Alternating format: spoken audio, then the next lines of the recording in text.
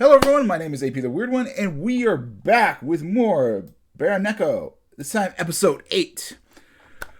This was a very boring episode. There's a little bit of development, but not what I would want, and I'll discuss what I mean. So, let's talk about chapters of the manga that this goes over. We burn through a lot. We go through 37 to essentially 43, but you could argue 39 and 42 we don't even touch on, like, those shouldn't even be mentioned, like we don't even go over those. The episode is a slice of life episode. It's a kind of a cool down before the big stuff.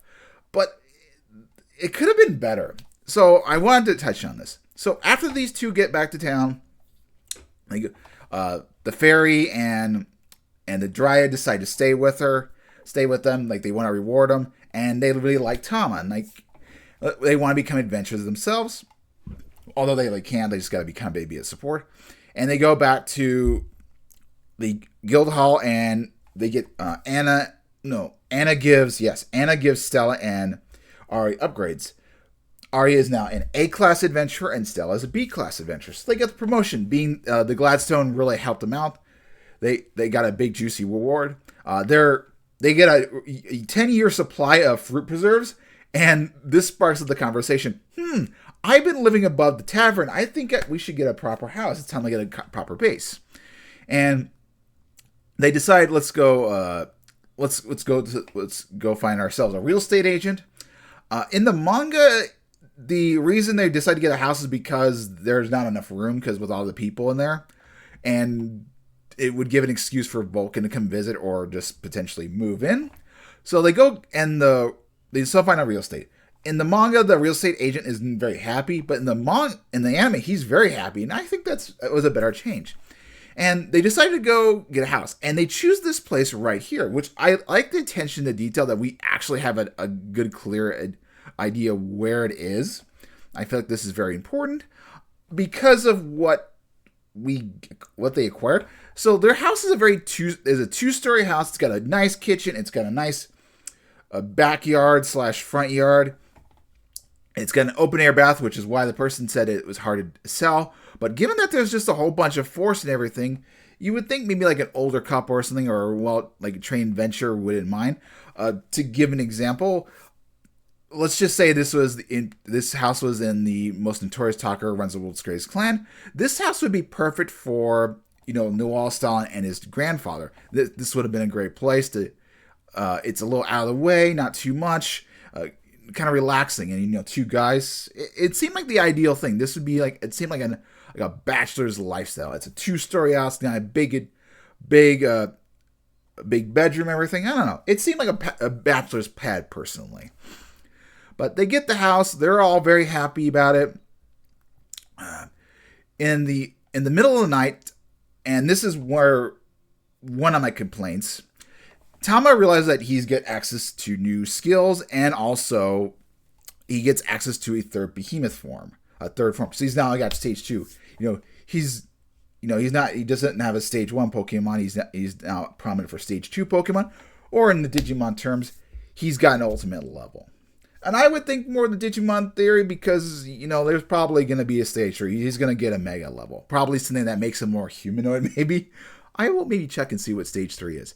But anyway, he's wondering about his skills and everything, and because of him talking in her monologues, Stella wakes up. She, hears about his new skills, hears he got in third form, and she goes horny for him. Now, in the manga, Tama checks out his skills, like he decides to go check them out. But in the manga, they go check it out. They realize some things. They run into some adventurers. I think that would have been a better detail to check what they were doing. The last big portion of the manga, portion of the anime, it is in the manga, but I don't know. I think you could have not necessarily needed it. It's like, okay, just cool down. I think checking out Tama's new skills and everything, but that happens anyway. Once the horniness goes away, it's the next morning. the fairy and dryad say, hey, we build this place up, and they say, sure. Well, the dryad makes a world tree, which has useful materials. There's also a spring, elixir spring, and it's like, you got to cover this up. People are going to come out of nowhere and want to be here. It's like, you're attracting attention. Put some regular trees around the world tree. You got to make this place a little inconspicuous. Like, we can't make this a breeding ground for people or even monsters to come around. But when they get back in the house, they discuss the mineral ores, and Vulcan mentions she can't handle work with material that's above orchium. And so I was like, yeah, you have to be an artifact person. And this brings up a conversation between, like, Thomas like, shouldn't she be good enough? Like, I mean, as for us, we know that she was part of the previous Venture Guild. And later, in the beginning of the series, she's turned down promotion. So she's probably got to be some skills. Like, she just prefers to be it's implied that she's like, I just prefer to be a good blacksmith rather than being a big adventurer. I think there's a lot more to that story, obviously. And I kind of wish they had touched on that. We get a little bit more backstory to Vulcan. I think having the character development would be necessary. Arya, we know fairly well. We know Stella. The Dryad and Fairy, it's like they're kind of minor characters. We don't really need to know too much more about them. But Vulcan's kind of left in the dark. Like, we know she was one of the party members, but yeah, like, why doesn't she want to work with artifacts? I don't know. Maybe there's a certain level of popularity, but still, we don't get character development for her, and I felt like that would have been necessary. But the next big portion is Anna comes around and says, hey, there's a big monster in town. We need you to take care of it. In the dungeon, can you do it? Because it's monsters from other floors are coming up, and so can you please take care of this? And it's like, all right, sure. We see them as a group tag teaming. We see that the fairy and dryad, they can use medium range skills. We got a full party plan, and then they find the big monster, which is a troll. They go do teamwork and they take it out. It's a good showing. Now, this is a manga, but I don't think it was necessary. I feel like we need more character development, like other stuff, rather than, oh, we show off we can be a tag team monster. I feel like we could have had another battle, like in the future arc, and show that they can do that.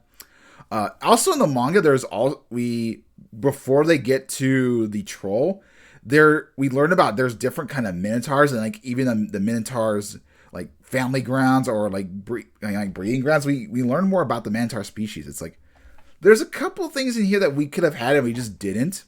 And on top of that, while the bath scene is nice, it kind of felt like the animators are forced to give fan service when you really don't need to. You could have gotten rid of that bath scene and done, like, say, the Minotaur, or done the Tama's showing off for new skills. I just don't think it was necessary.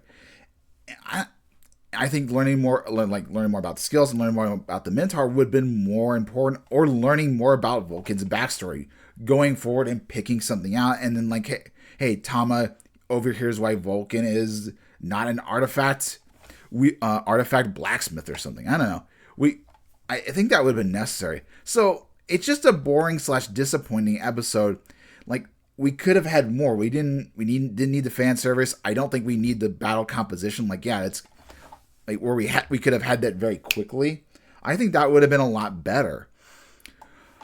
Anyway, that's the end of episode 8. Hopefully you guys enjoy. I'll see you guys next time for episode 9.